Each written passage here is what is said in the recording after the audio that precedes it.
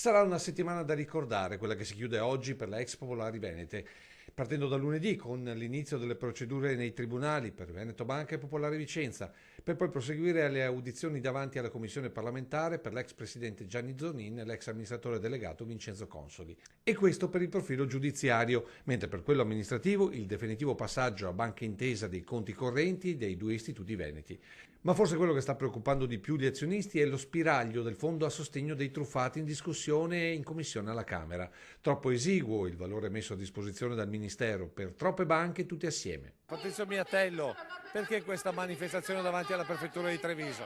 Perché oggi e domani la Camera sta votando le nostre richieste di modifica al Fondo Vittime da Reato Finanziario, che sono semplicità, corposità, cioè deve essere corposo il fondo, e semplicità nelle procedure. Una manifestazione per tenere alta la guardia su tutta la vicenda, visto che con il prossimo anno da parte dello Stato potrebbero iniziare le procedure per il recupero dei crediti definiti incagliati. Hai un debito con una banca, devi farlo esaminare da un esperto, non solo di Veneto Banca, di Popolare di Vicenza. Tutte le banche, dicasi tutte le banche, hanno operato all'interno dei rapporti bancari, siano essi mutui, derivati, leasing, conti correnti e quant'altro, in maniera truffaldina e usuraria.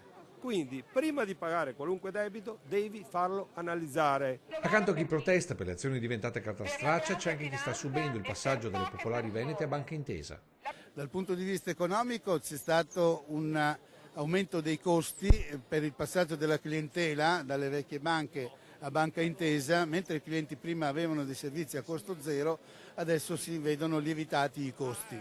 E la seconda cosa, veramente assurda, è che c'è l'obbligo di depositare i titoli e di pagare il deposito per titoli che valgono zero, e quindi si aggiunge al danno la beffa.